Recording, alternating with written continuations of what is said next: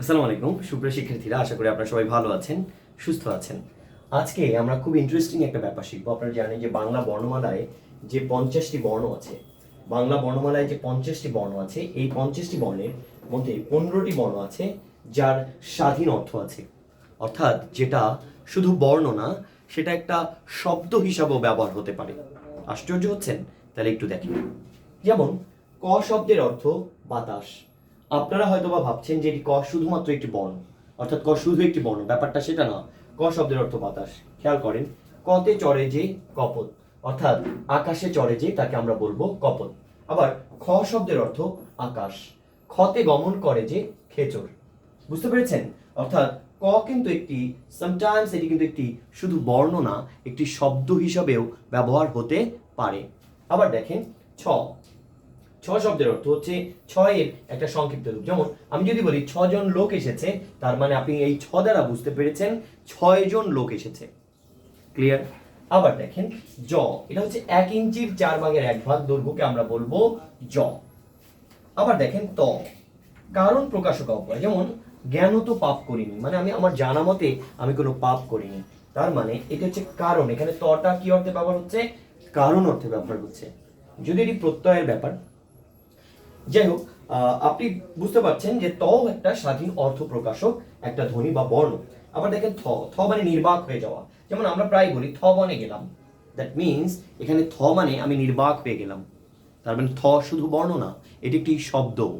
আবার দেখেন দ শব্দের অর্থ দাতা। যেমন জল দেয় যে জল, এখানে দ শব্দের অর্থ হচ্ছে দাতা, তার মানে দয়েরও একটা স্বাধীন অর্থ রয়েছে। আবার যদি বাকিগুলো আমরা দেখি, তাহলে খেয়াল করেন, আমরা এখানে দেখেন দন্ত ন, এটা হচ্ছে জ্যেষ্ঠতার ক্রমানুসারে চতুর্থ বা সেজোর পরবর্তী যে, তাকে বলবো ন। ঠিক আছে? অর্থাৎ চতুর্থ বা সেজোর যে পরে, 5 নম্বর যে আছে, সে হবে আমরা দন্ত ন। আবার দেখেন প দুটো মিনিং আছে। প শব্দের অর্থ পালন করে এমন, যেমন গো। আবার প শব্দের অর্থ পান করে এমন, যেমন মধু পান করে যে মধু।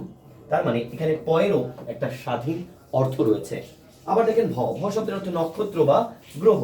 তার মানে শুধুমাত্র ভ একটি বর্ণ নয়, এটি একটি শব্দ হিসাবেও ব্যবহার হতে পারে।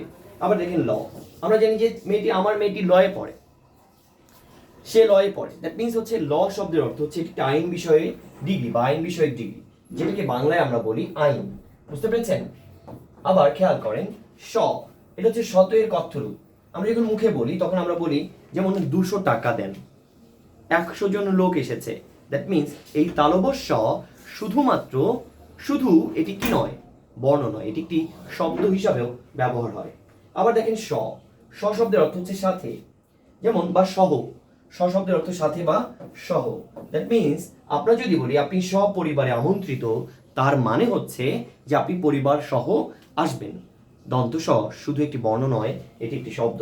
আবার দেখেন হ, এটি আমরা বলি অবজ্ঞার্থে ব্যবহার করি, অর্থাৎ এই হওয়া ক্রিয়াটার বর্তমান রূপ। আমরা যদি বলি দূর হয়, ঠিক আছে, ভালো হ, খারাপ হ, কেউ খারাপ হ এটা বলে না, বলে কি দূর হ, ভালো হ। বুঝতে পেরেছেন? তার মানে আপনারা দেখেন এই যে 15টা বর্ণ লিখেছি, এই বর্ণ 15টার আলাদা মিনিং রয়েছে। বুঝতে পেরেছেন? আশা করি নেক্সট টাইম এটা আর ভুল হবে না। সবাই ভালো থাকবেন, সুস্থ থাকবেন, প্রামাণিক্স বাংলা কেয়ারের সাথেই থাকবেন। আসসালামু আলাইকুম।